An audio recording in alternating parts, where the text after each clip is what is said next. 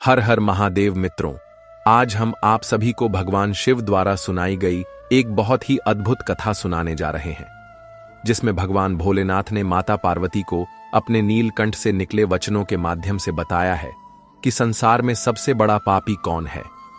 मित्रों, आप स्त्री हो या पुरुष, अपने जीवन को सुखमय बनाने के लिए आप सभी से निवेदन है कि इस कहानी को पूरा अवश्य सुनिएगा, क्योंकि मित्रों, यह गहरा उपदेश आपको अपनी ओर आकर्षित कर लेगा। मित्रों, आपका अधिक समय व्यर्थ न करते हुए चलिए इस कथा को आरंभ करते हैं। मित्रों, एक समय की बात है। भगवान भोलेनाथ मां पार्वती के साथ कैलाश पर्वत पर विराजमान थे। वहां की शुद्ध हवा मन को मोह रही थी।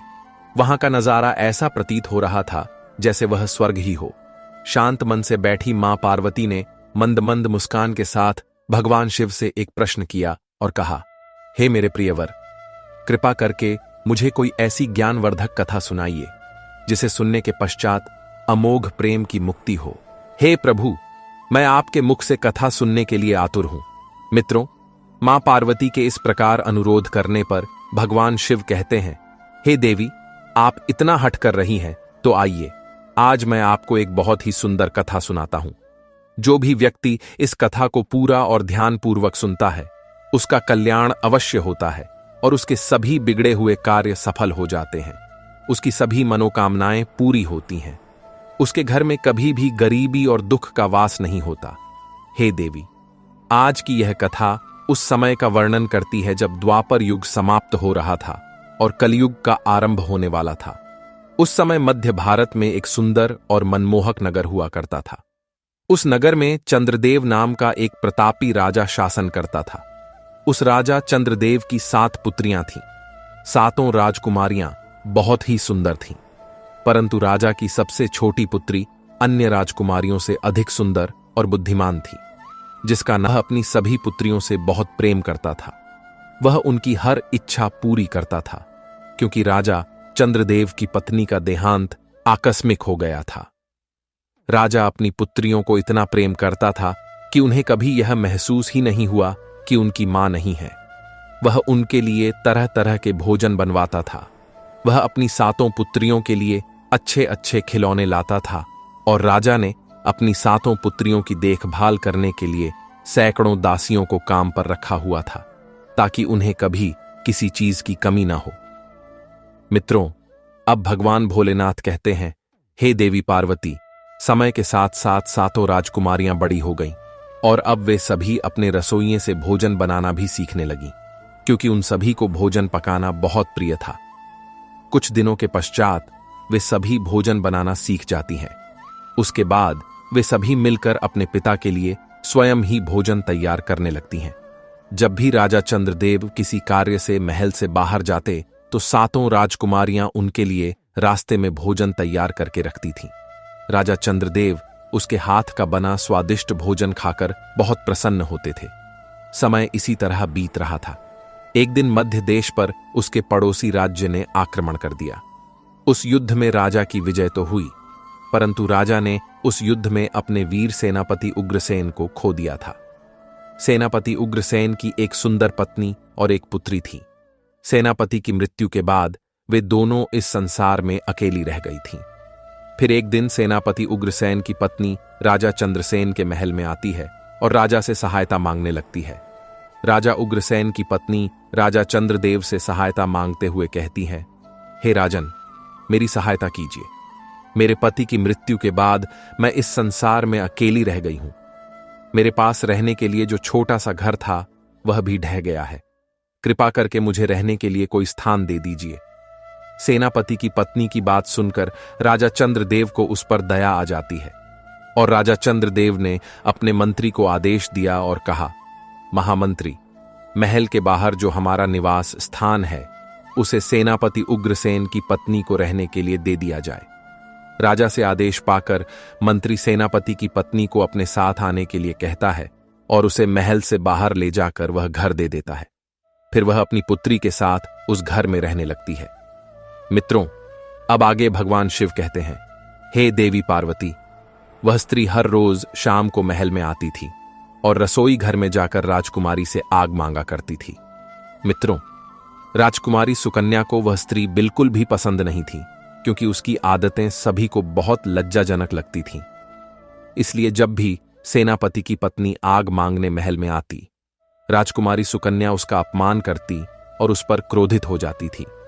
साथ ही वह क्रोधित होकर सेनापति की पत्नी से कहती, तुम हर रोज आग मांगने क्यों आ जाती हो? क्या तुम्हारे घर में आग जलाने के लिए कुछ भी नहीं है? तुम हर रोज यहां चली आती हो। अपने घर जाओ और स्वयं आग जलाओ। अब दोबारा इस महल में आग मांगने मत आना। जब देखो मुंह उठाकर चली आती है। परंतु राजकुमारी की इन बातों का उस पर कोई असर नहीं होता।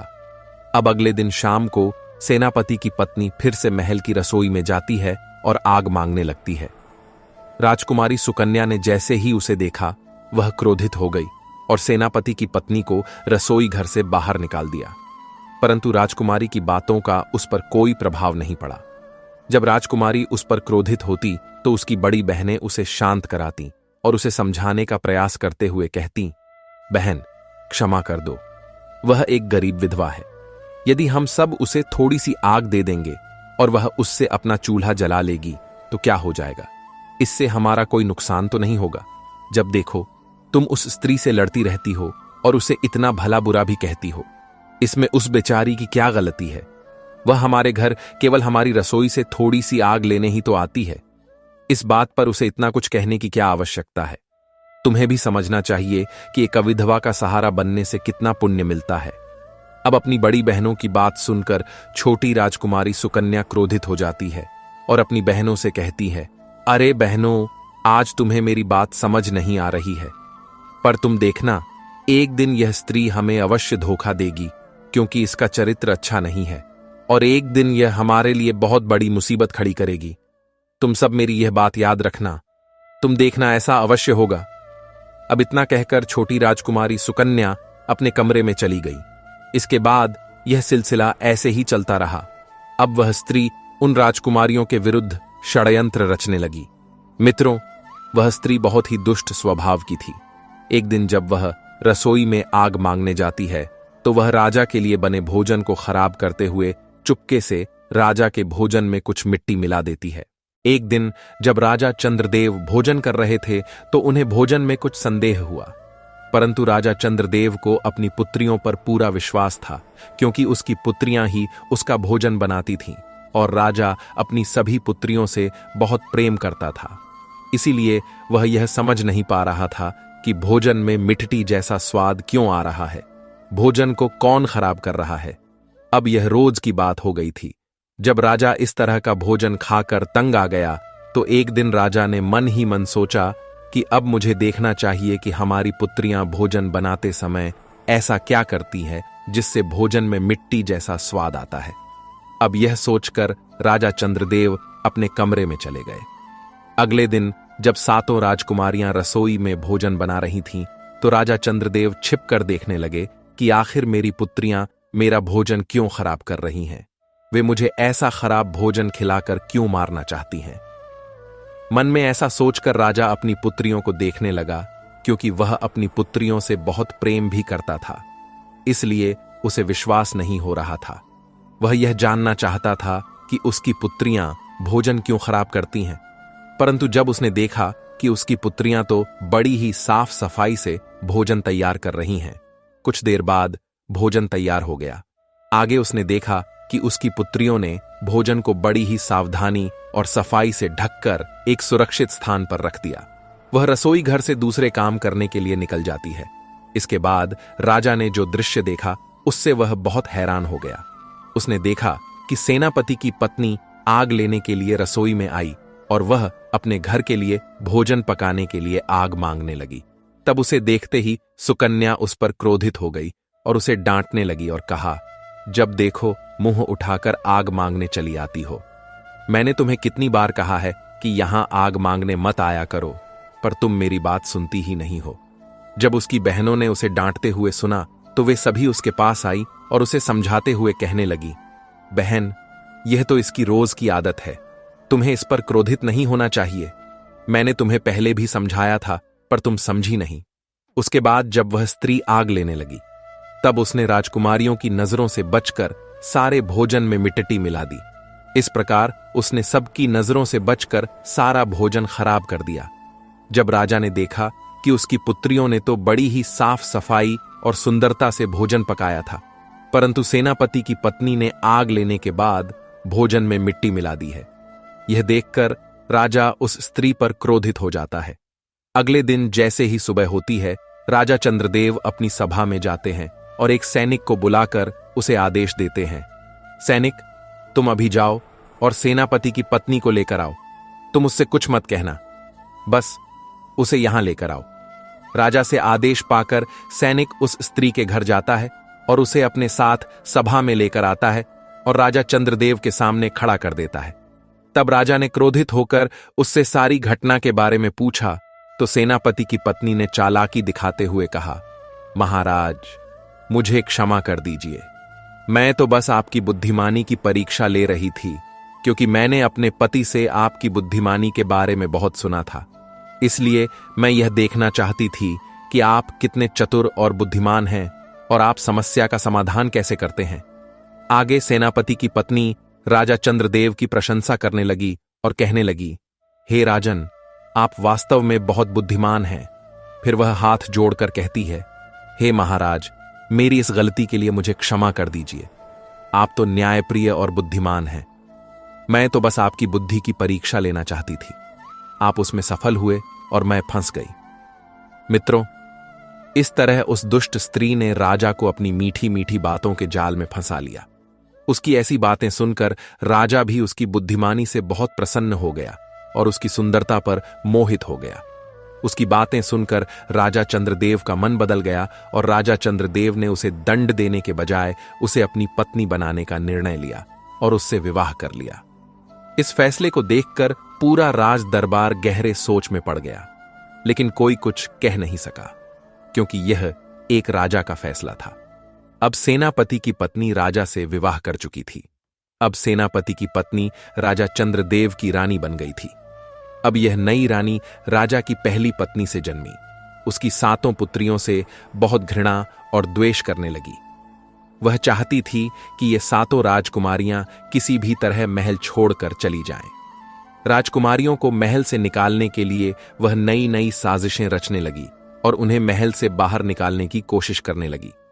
वह ऐसा इसलिए करना चाहती थी ताकि राजा का सारा धन उसे मिल सके और उसे कोई कुछ कहने वाला ना हो।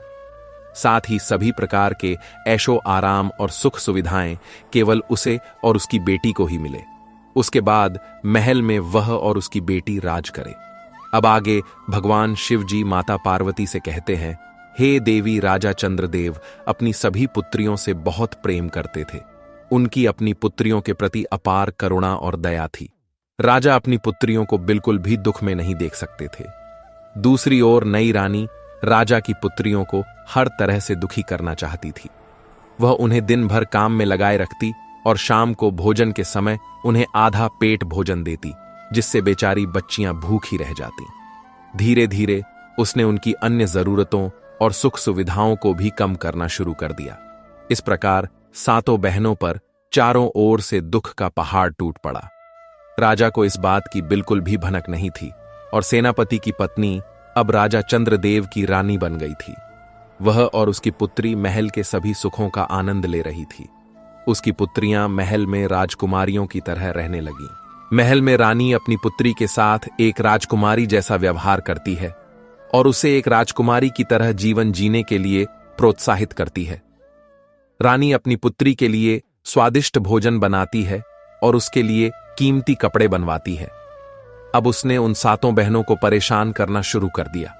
उसका ऐसा व्यवहार देखकर सभी बहनें उससे बहुत दुखी हो जाती हैं और एक दिन जब वे बहुत परेशान हो जाती हैं तो वे सभी अपनी मृत मां की कब्र पर जाकर रोने लगती हैं।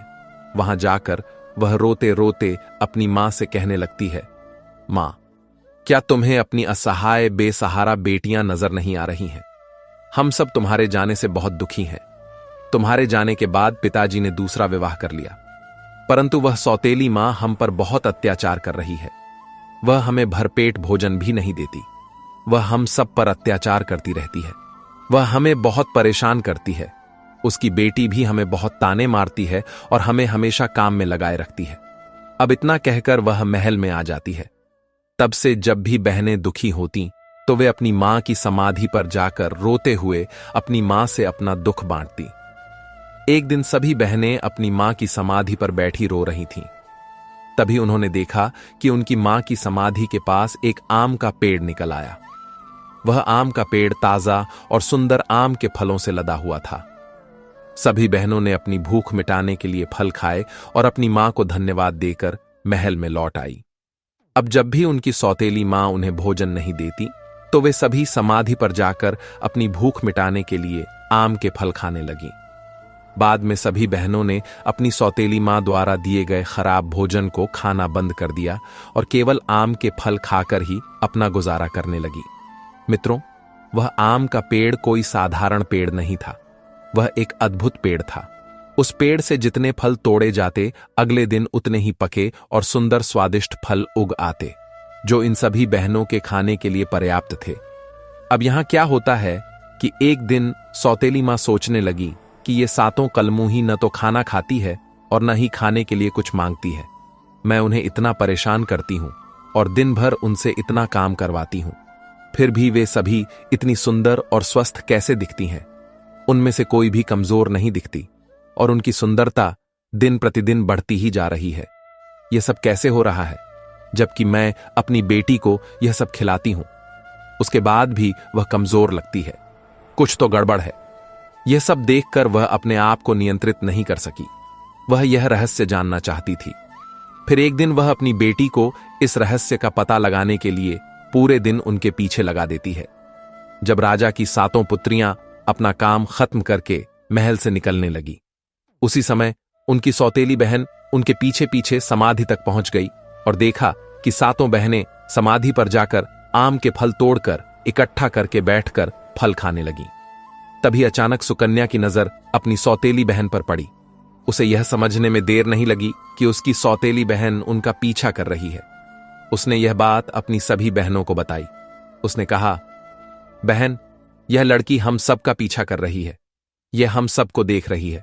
आओ हम इसे डांटकर यहां से भगा दें और इन सभी फलों को छिपा दें।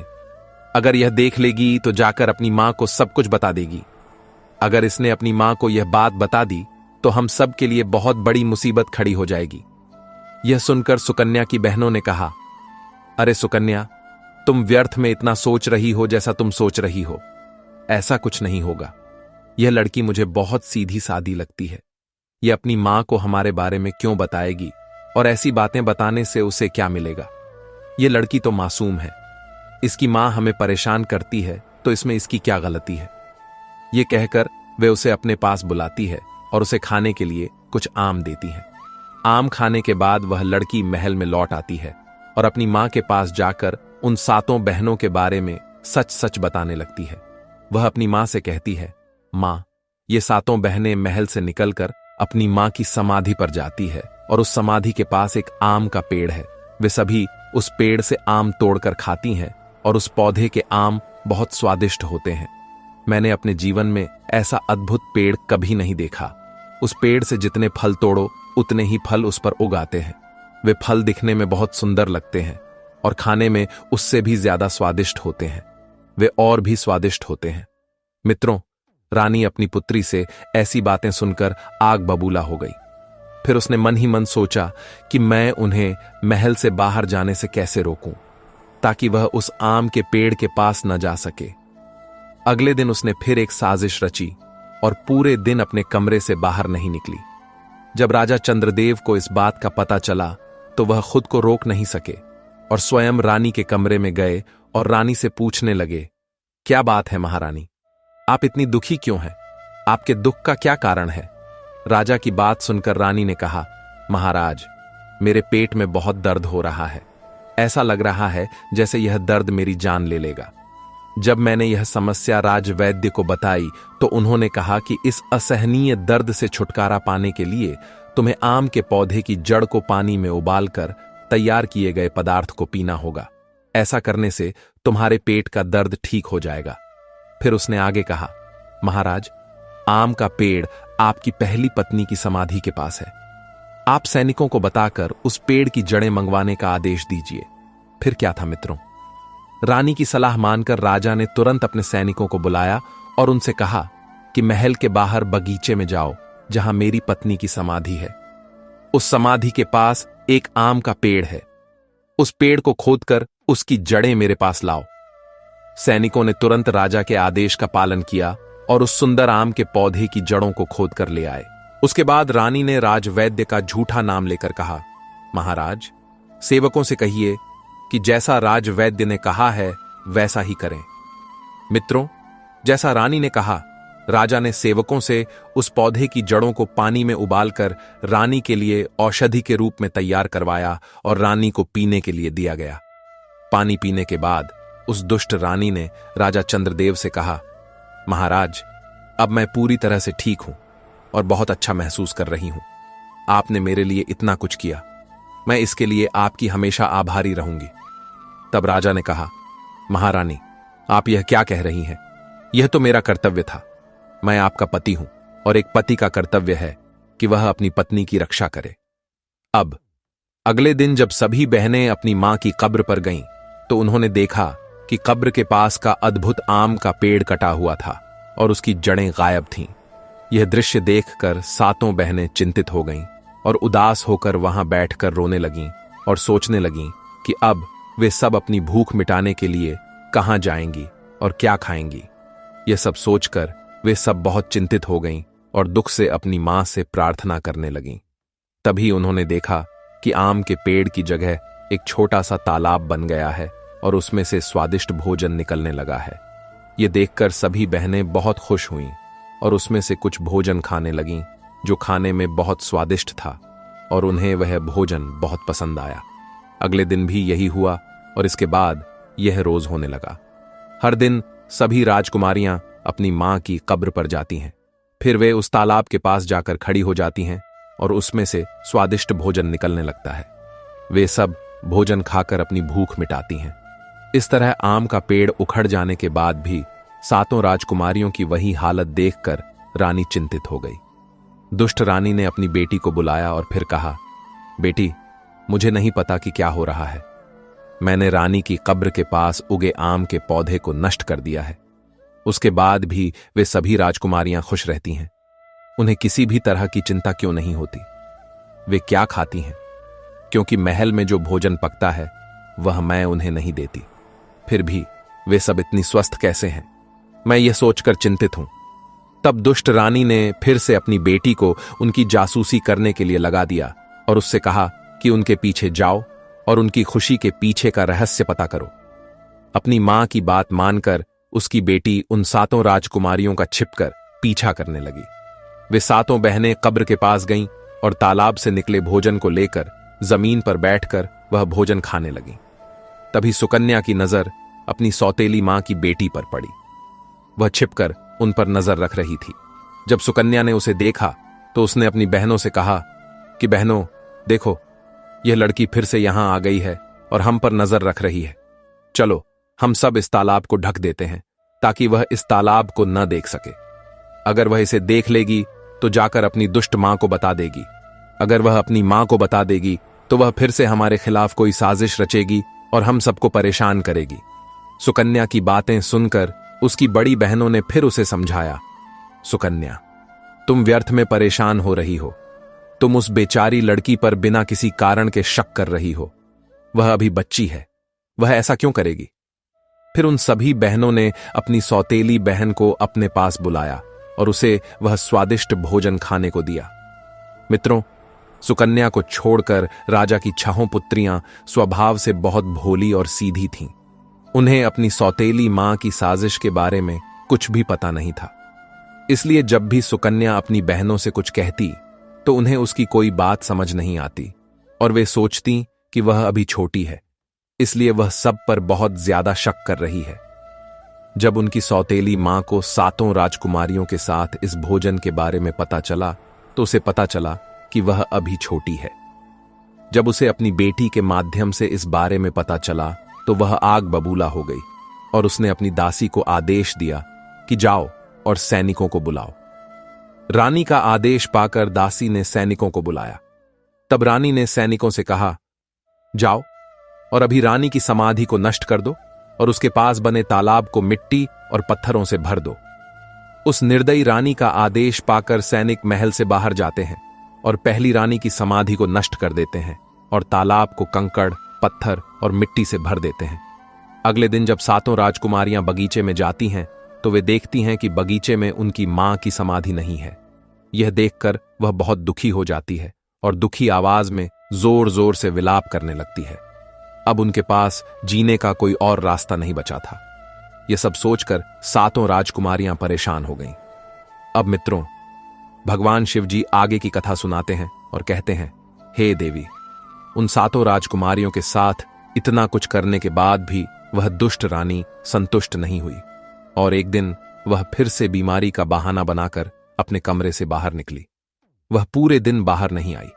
जब दासी के माध्यम से राजा को पता चला कि रानी बीमार है तो राजा ने जाकर रानी की बीमारी का कारण पता करने का सोचा।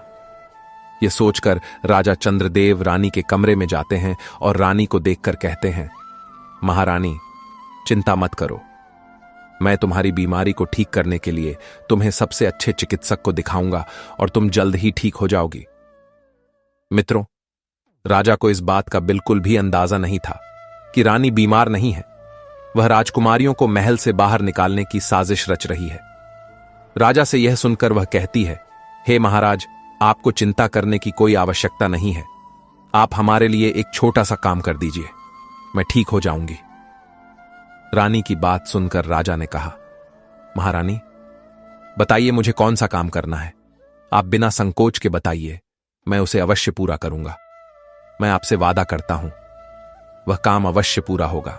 तब रानी ने कहा, महाराज, मेरी जान बचाने के लिए आपको अपनी पहली पत्नी की सातों पुत्रियों को मारना होगा और उन्हें मारने के बाद उनका खून लाकर मेरी उंगलियों पर लगाना होगा। ऐसा होगा। यदि आप ऐसा करेंगे तो मेरी जान बच सकती है।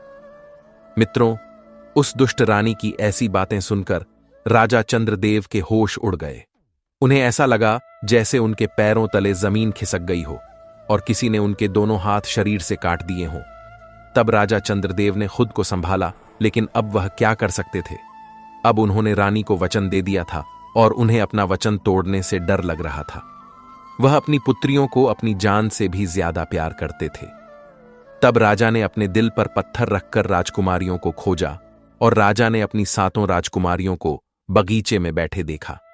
जब राजा उनके पास पहुंचे तो उन्होंने देखा कि उनकी सातों पुत्रियां अपनी मां की समाधि के पास बैठी रो रही थीं। अपनी पुत्रियों की ऐसी हालत देखकर राजा चंद्रदेव बहुत दुखी हुए, क्योंकि वह अपनी पुत्रियों से निस्वार्थ प्रेम करते थे।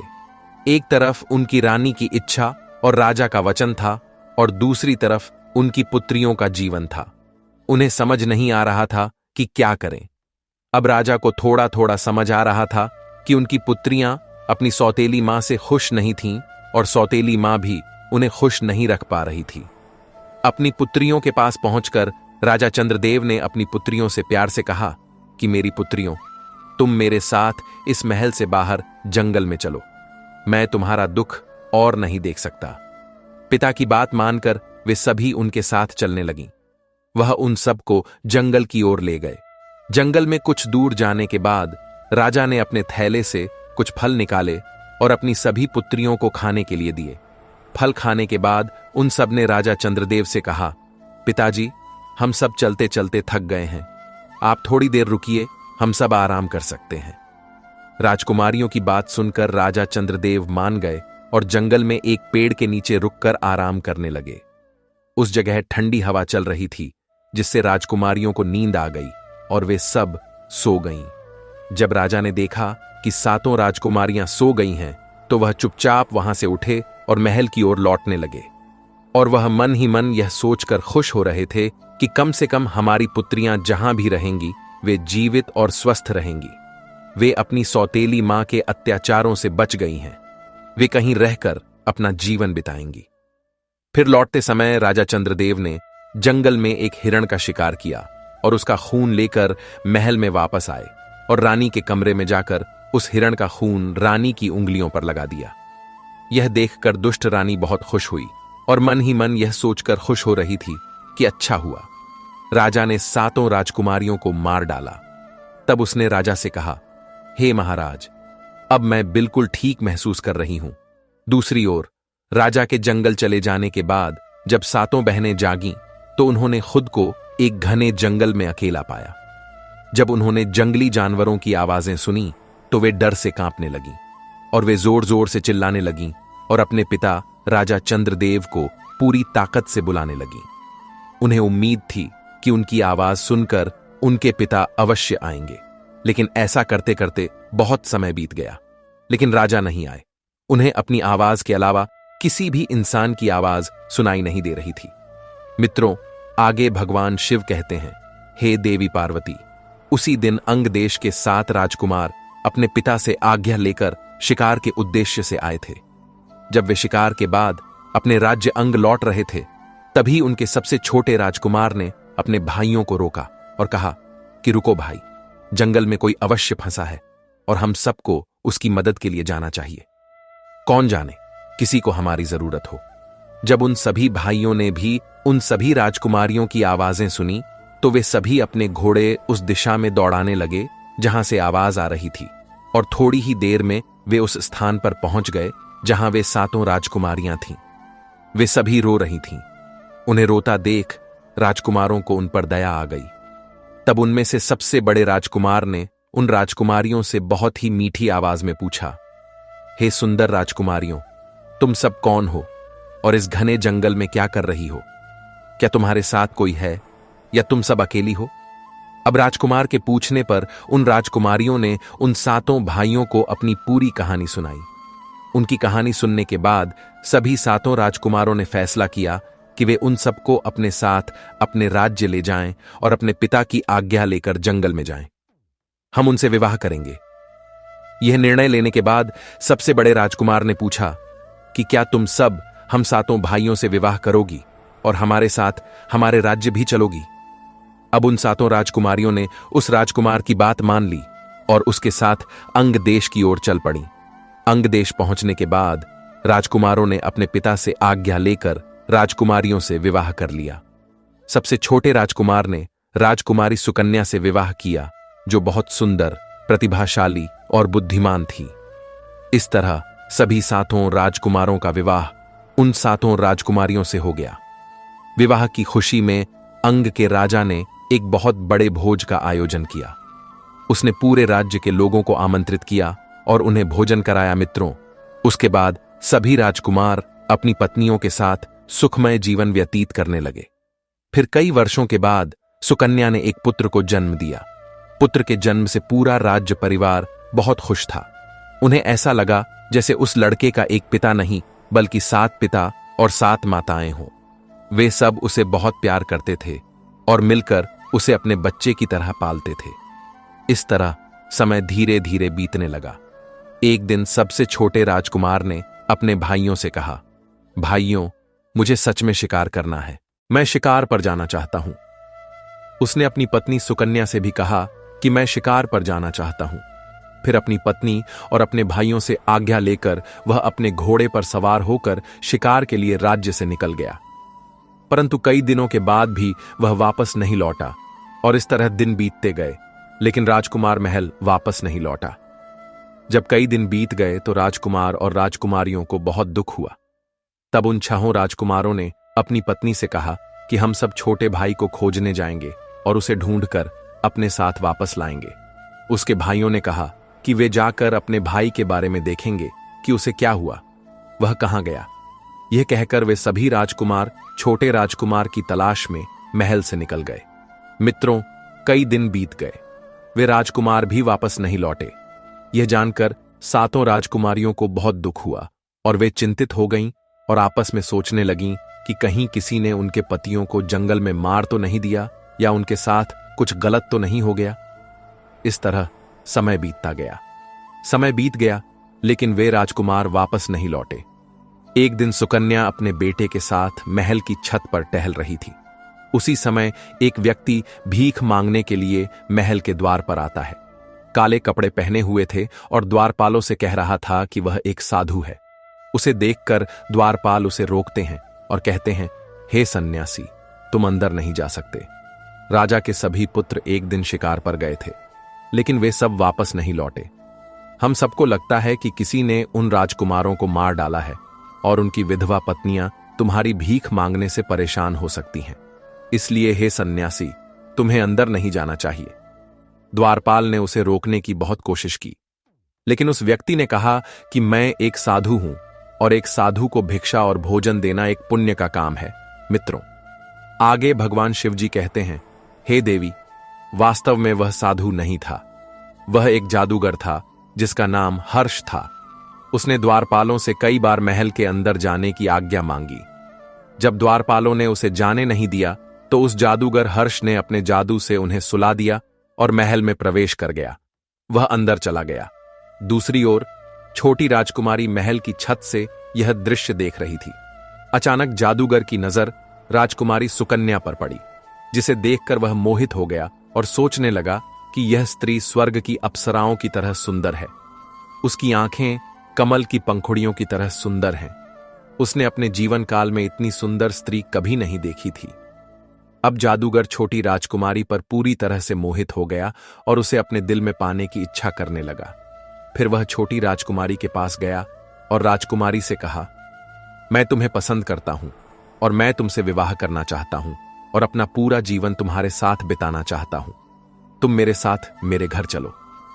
राजकुमारी सुकन्या उस अनजान व्यक्ति को देखकर और उससे ऐसी बातें सुनकर डर गई और सुकन्या ने डरते हुए कहा, तुम कौन हो? मैं तुम्हें नहीं जानती। मैं तुमसे विवाह नहीं कर सकती क्योंकि मैं पहले से ही विवाहित हूं और मेरा एक छोटा बच्चा भी है और अपने बेटे के लिए मैं यहीं रहूंगी और अपने बेटे का पालन पोषण करूंगी। मैं उसे छोड़कर कहीं नहीं जाऊंगी और मुझे और कुछ नहीं चाहिए। मित्रों, उस जादूगर ने राजकुमारी को बहुत कुछ बताया। उसने प्रलोभन और लालच दी, लेकिन राजकुमारी सुकन्या ने जादूगर की बात नहीं मानी और कहा कि अब मैं अपने पति को ढूंढूंगी और मुझे भगवान पर विश्वास है कि वह इस काम में मेरी अवश्य मदद करेंगे। जब मित्र राजकुमारी ने जादूगर को यह कहकर मना कर दिया तो साधु क्रोधित हो गया, क्योंकि उसे ना सुनने की आदत नहीं थी। वह सोचने लगा कि यह राजकुमारी मुझसे विवाह करने के लिए क्यों तैयार नहीं हो रही है।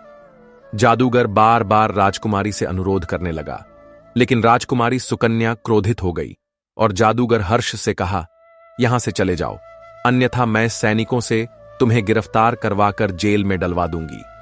राजकुमारी से यह सुनकर जादूगर हर्ष को क्रोध आ गया और उसने अपने जादू की शक्ति से सुकन्या को एक छोटे काले कुत्ते में बदल दिया और कहा, राजकुमारी, यदि तुम अपनी इच्छा से मेरे साथ नहीं आओगी तो तुम मेरे जादू की शक्ति से मेरे साथ आओगी। जब जादूगर ने राजकुमारी को एक कुत्ते में बदल दिया तो वह एक कुत्ते के रूप में महल में इधर उधर दौड़ने लगी। अब वह क्या कर सकती थी? उसके पास कोई शक्ति भी नहीं थी जिससे वह अपनी दूसरी बहनों को बता सके उसके साथ क्या हुआ था। लाचार होकर उसने एक कुत्ते का रूप धारण कर लिया और जादूगर के निर्देशों पर चलने लगी। फिर जादूगर उसे अपने साथ ले जाने लगा। जैसे ही वह महल के दरवाजे पर पहुंचा, द्वारपालों ने उससे पूछा कि तुम्हें यह छोटा कुत्ता कहां से मिला? तो जादूगर ने उत्तर दिया कि राजकुमारियों ने मुझे यह कुत्ता उपहार में दिया है। यह सुनकर द्वारपालों ने उससे आगे कुछ नहीं पूछा और उसे महल से बाहर जाने दिया। कुछ देर बाद जब सुकन्या की बहनों ने बच्चे के रोने की आवाज सुनी तो वे सब उसके कमरे की ओर दौड़ीं और देखा कि कमरे में कोई नहीं था। उन्होंने इधर उधर देखा, लेकिन उन्हें सुकन्या कहीं नहीं दिखाई दी।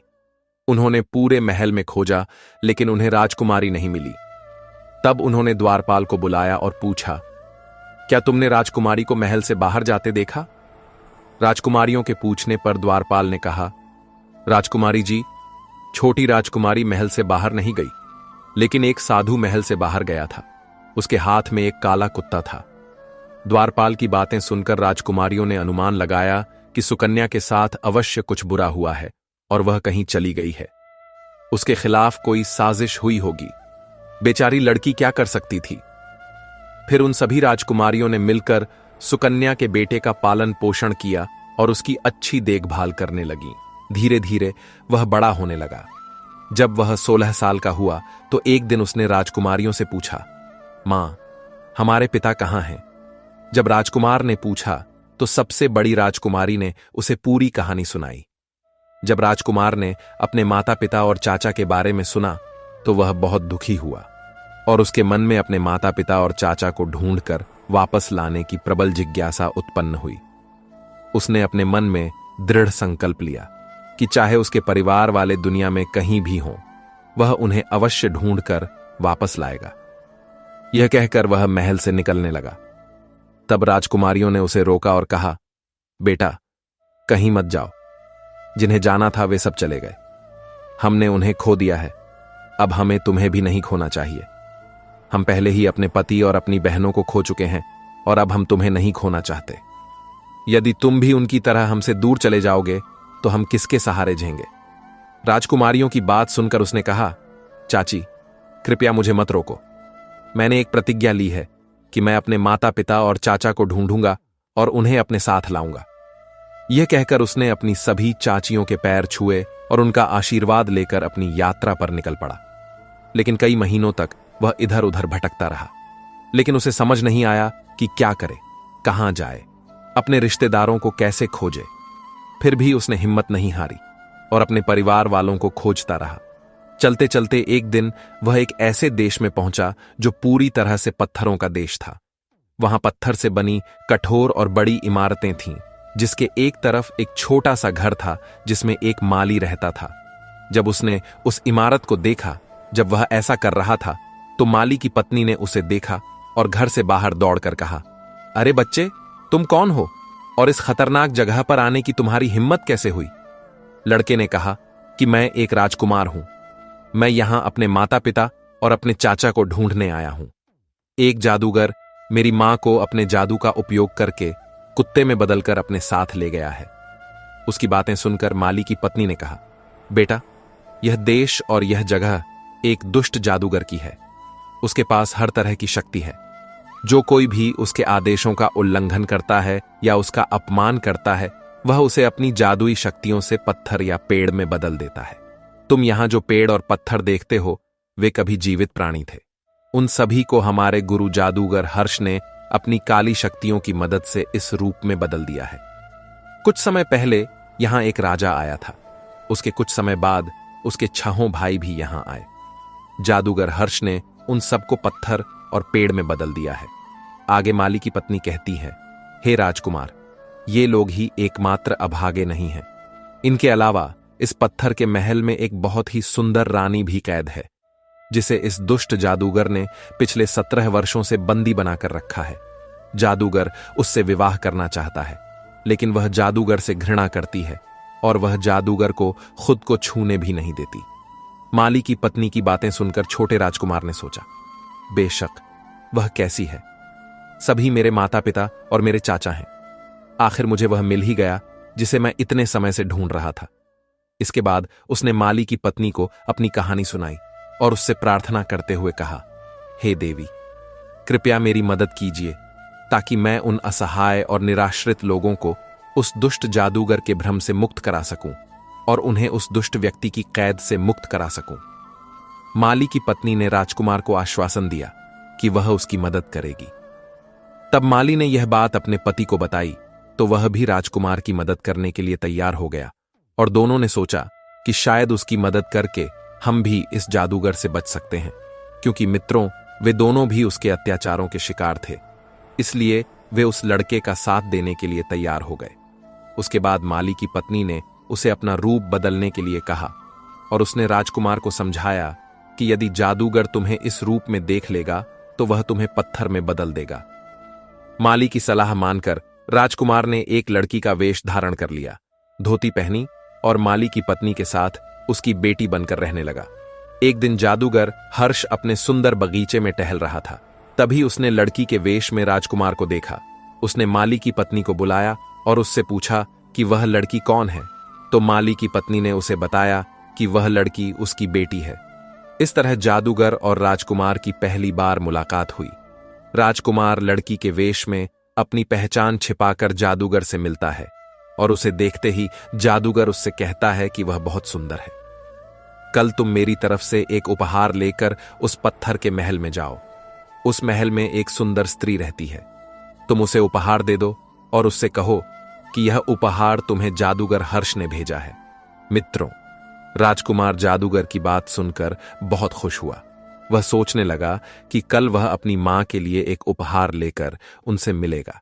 फिर जादूगर से मिलने के बाद वह दौड़कर माली की पत्नी के पास गया और उसे इस बारे में बताया, और चर्चा करने के बाद उसने फैसला किया कि वह इसी वेश में रहेगा, क्योंकि इस वेश में उसे कोई पहचान नहीं सकता था। उसने फैसला किया कि सही अवसर आने पर वह अपनी मां को छोड़ देगा। मित्रों, राजकुमारी सुकन्या ने राजकुमार के जन्म के समय उसके गले में एक हार पहनाया था, जिसे वह अब भी पहने हुए थी।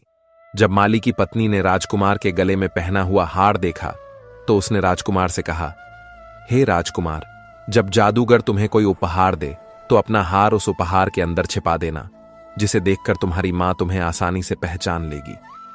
माली की पत्नी ने आगे कहा, हे राजकुमार, यह काम आसान नहीं होगा। तुम्हें यह काम करते समय सावधान रहना होगा। जब तुम महल में जाओगे तो तुम्हें एक सैनिक मिलेगा जो राजकुमारी सुकन्या पर नजर रखता है। मित्रों, अगले दिन जादूगर एक लड़की के वेश में फूलों का गुलदस्ता लेकर राजकुमार के पास आता है और उससे कहता है कि जाओ और इसे उस सुंदर स्त्री को मेरी ओर से उपहार के रूप में दे दो। अब राजकुमार को दोनों तरफ से जादूगर की तरह अपनी मां को फूलों का गुलदस्ता पहुंचाने का मौका मिल गया था।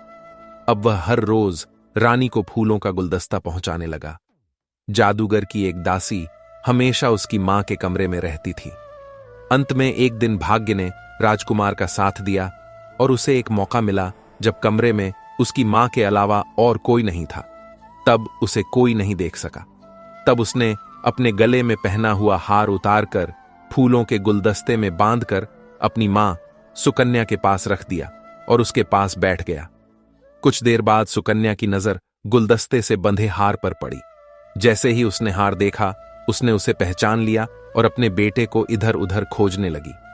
अपनी मां को इस तरह व्याकुल देखकर राजकुमार ने राजकुमारी सुकन्या को अपना सच बता दिया।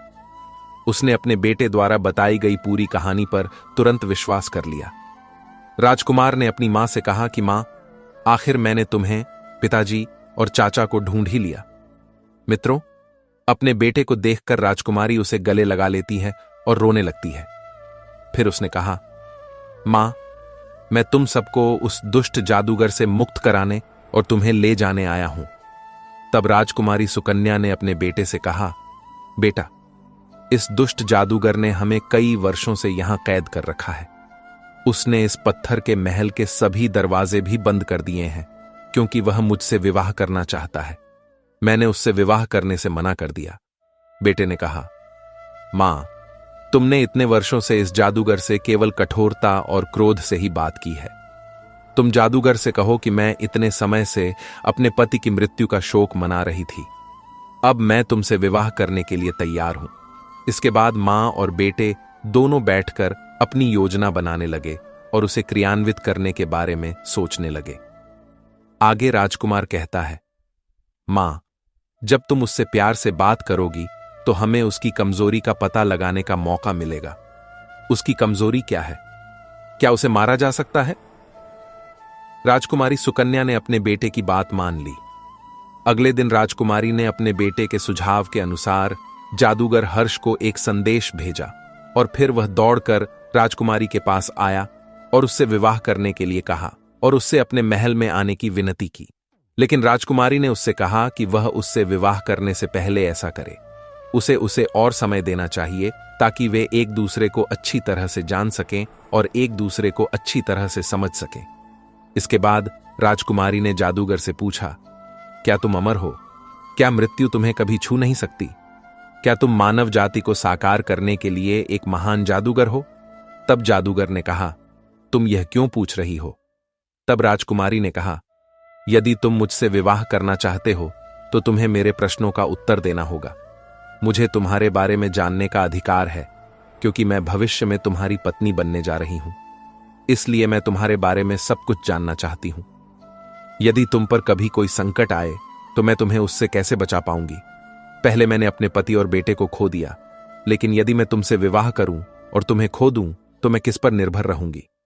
राजकुमारी की बातें सुनकर जादूगर खुशी से भर गया और खुशी से कहा, हे राजकुमारी, चिंता मत करो, मुझे कोई नहीं मार सकता। जब तक कोई उस तोते को न मार दे।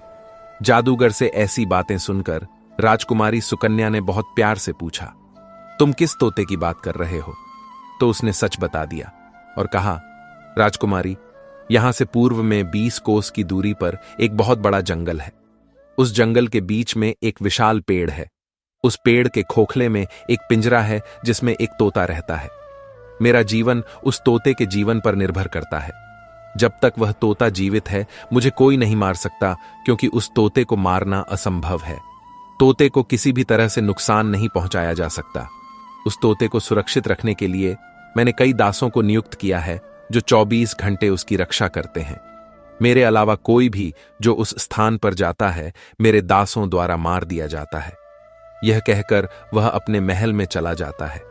अगले दिन जब राजकुमार अपनी मां के पास आता है तो राजकुमारी सुकन्या अपने बेटे को सब कुछ बता देती है, लेकिन अपने बेटे का जीवन खतरे में देखकर राजकुमारी उसे मना कर देती है और कहती है, बेटा, उस स्थान पर मत जाओ, वहां बहुत खतरा है मित्रों।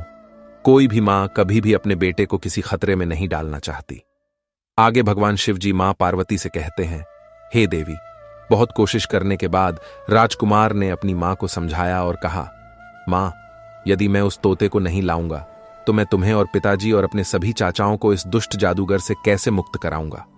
उसकी बात सुनकर राजकुमारी सुकन्या डर गई और उसे जाने दिया। राजकुमार ने अपनी मां को आश्वासन दिया कि वह जल्द ही वापस आएगा। तब तक तुम इस दुष्ट जादूगर को अपनी बातों के जाल में उलझाए रखो। अपनी मां को आश्वासन देने के बाद वह तोते की तलाश में पूर्व की ओर निकल पड़ा। लंबी दूरी की यात्रा के कारण वह बहुत थक गया था। उसने सोचा कि चलो थोड़ी देर आराम कर लेते हैं, उसके बाद हम आगे की यात्रा करेंगे। यह सोचकर वह एक पेड़ के नीचे आराम करने लगा। ठंडी हवा के कारण उसे नींद आ गई। जब वह नींद से जागा तो काफी देर हो चुकी थी। जैसे ही अंधेरा होने लगा वह दौड़ने लगा और अपने भविष्य का फैसला करने लगा। कुछ घंटों के बाद वह अपने गंतव्य पर पहुंच गया। उसने देखा कि जंगल में एक विशाल पेड़ था। दुष्ट जादूगर के पहरेदार उस पेड़ के चारों ओर चक्कर लगा रहे हैं। वह छिप गया और एक अवसर की तलाश करने लगा। जब रात हुई तो उसने देखा कि जादूगर के सभी पहरेदार सो गए हैं। जैसे ही उसने अवसर देखा वह चुपके से पेड़ पर चढ़ गया। पेड़ के खोखले से तोते का पिंजरा उठाया, चुपचाप पेड़ से नीचे उतरा और वापस लौटने लगा। लंबी दूरी की यात्रा के बाद वह अपने गंतव्य पर लौट आया और तोते के साथ बगीचे में बैठ गया। उसी समय जादूगर हर्ष अपने महल की छत पर टहल रहा था। जब उसने राजकुमार के हाथों में वह तोता देखा तो वह दौड़कर राजकुमार के पास आया और कहा, बेटा, तुम कौन हो और तुम्हें यह तोता कहां से मिला? तुम इसे मुझे दे दो, इसके बदले में मैं तुम्हें बहुत सारा धन दूंगा। लेकिन राजकुमार ने जादूगर को मना कर दिया। राजकुमार ने कहा, नहीं, मैं तुम्हें अपना तोता नहीं दे सकता। यह मेरा वफादार तोता है, मैं इसे बहुत प्यार करता हूं। तब उस दुष्ट जादूगर हर्ष ने कहा, हे बच्चे, तुम्हें इसके बदले में क्या चाहिए? मैं तुम्हें सब कुछ देने के लिए तैयार हूं। तुम्हें जो भी चाहिए बताओ, बताओ इस तोते के बदले में क्या है? मैं तुम्हें अपना सब कुछ देने के लिए तैयार हूं। अब जादूगर की बात सुनकर राजकुमार ने उससे कहा कि ठीक है, यदि तुम बदले में सब कुछ देना चाहते हो तो सबसे पहले तुम्हें उन 7 राजकुमारों को मुक्त कर देना चाहिए जिन्हें तुमने पत्थर और पेड़ बना दिया है। जादूगर ने कहा, ठीक है, तुम्हारी इच्छा पूरी होगी। तब जादूगर ने सभी 7 राजकुमारों को उनके असली रूप में बदल दिया। तब जादूगर ने कहा, मैं तुमसे सहमत हूं, अब तुम मुझे यह तोता दे दो। यह सुनकर राजकुमार ने कहा, जल्दी क्या है, अब मेरी दूसरी शर्त सुनो। उन सभी निर्दोष लोगों को रिहा करो जिन्हें तुमने कैद कर रखा है। जादूगर ने उन सभी कैदियों को उनकी कैद से रिहा कर दिया। मित्रों, एक पल के भीतर वह स्थान स्वर्ग की तरह सुंदर हो गया। चारों ओर सुंदर पेड़ और पौधे दिखाई देने लगे। पक्षियों की चहचहाहट ने चारों ओर खुशियां बिखेर दी। सभी मनुष्यों और जानवरों ने राजकुमार के प्रति अपनी कृतज्ञता व्यक्त करना और उसे धन्यवाद देना शुरू कर दिया। तब जादूगर ने राजकुमार से कहा, अब यह तोता मुझे लौटा दो, मैंने तुम्हारी सभी शर्तें पूरी कर दी हैं। मित्रों, जादूगर की बात सुनकर राजकुमार हंसने लगा और अपने असली रूप में आकर बोला, अरे दुष्ट, तुमने मेरे माता पिता और चाचा को बहुत सताया है। मैं तुम्हें कभी माफ नहीं कर सकता। यह कहकर राजकुमार ने तोते को पिंजरे से बाहर निकाला, उसकी गर्दन मरोड़ दी और तोता मर गया। अब जैसे ही तोता मरा, जादूगर हर्ष के शरीर से प्राण निकल गए। जैसे ही जादूगर मरा, तोता फिर से जीवित हो गया और राजकुमार को धन्यवाद देते हुए बोला, हे राजकुमार, मैं जीवन भर तुम्हारा आभारी रहूंगा। तुमने मुझे इस दुष्ट जादूगर की कैद से मुक्त कराया है। यह कहकर तोता उड़ गया। उसके बाद राजकुमार अपने पिता और चाचा के साथ जाकर अपनी मां को मुक्त कराता है। जब राजकुमारी सुकन्या अपने पति को अपने सामने देखती है तो वह अपने पति को देखकर बहुत खुश होती है। तब वे सभी अपने महल में लौट आते हैं। यहां राजकुमारी की बहन अपने पति का इंतजार कर रही थी। कुछ समय बाद वे सभी अपने महल पहुंच जाते हैं। राजकुमारी अपने पति और अपनी बहन को देखकर बहुत खुश होती है। मित्रों, इस तरह राजकुमार ने अपने माता पिता और चाचा को उस दुष्ट जादूगर की कैद से मुक्त कराया। उसके बाद वे सभी अपना जीवन खुशी खुशी जीने लगे। फिर कुछ दिनों के बाद राजकुमार ने अपनी मां से पूछा, मां, तुम कहां रहती थीं? अपने बेटे की बात सुनकर राजकुमारी सुकन्या ने अपने पति और बेटे को पूरी घटना के बारे में बताया। राजकुमारी के साथ जो हुआ था उसे सुनकर सभी राजकुमार उसकी सौतेली मां से नाराज हो गए और बदला लेने के लिए मध्य देश पर चढ़ाई कर दी। जब मध्य देश के राजा को पता चला कि उसकी 7 राजकुमारियां जीवित हैं और उनके पति बदला लेने आ रहे हैं, तो वह शुरू में डर गया। फिर उसे खुशी हुई कि उसकी बेटी अभी भी जीवित है। जब उसने अपनी बेटियों और राजकुमार को देखा तो वह बहुत खुश हुआ और उन्हें गले लगाकर रोने लगा। और फिर उसने अपनी बेटियों को पूरा सच बताया कि मैं असहाय था, इसलिए मुझे यह करना पड़ा। बेटी, मैं अपने की पर बहुत शर्मिंदा हूं। मुझे माफ कर दो। तुम जानती हो कि मैं तुम सबको बहुत प्यार करता हूं। अपने पिता को रोता देख सभी 7 राजकुमारियों ने उसे सांत्वना दी और कहा, पिताजी, आप निर्दोष हैं। हमारे भाग्य में जो लिखा था वही हुआ। इसके लिए खुद को दोष मत दीजिए। हम सब ने ऐसे कर्म किए होंगे जिनका फल हम सबको इस जीवन में भुगतना पड़ा। राजा चंद्रदेव अपनी बेटियों की बातें सुनकर बहुत खुश हुए और फिर राजकुमारियों ने पूछा, पिताजी, सौतेली मां कहां है? तो राजा चंद्रदेव ने कहा, बेटी, उसे अपने बुरे कर्मों की सजा मिल गई। एक दिन वह रसोई में खाना बना रही थी, तभी उसके कपड़ों में आग लग गई और दम घुटने से उसकी मौत हो गई। यह सुनकर राजकुमारियों को बहुत दुख हुआ, लेकिन वह क्या कर सकती थी?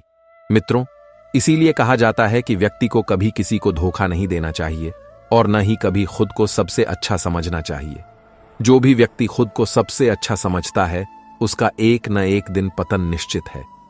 मित्रों, अब भगवान शिव माता पार्वती से कहते हैं, हे देवी, मनुष्य जीवन में जो कुछ भी करता है उसे अपने अच्छे और बुरे कर्मों का फल भुगतना पड़ता है। यह प्रकृति का नियम है। इसलिए मनुष्य को हमेशा धैर्य और बुद्धि से काम करना चाहिए। कोई भी काम करने से पहले उसके परिणामों के बारे में एक बार अवश्य सोचना चाहिए।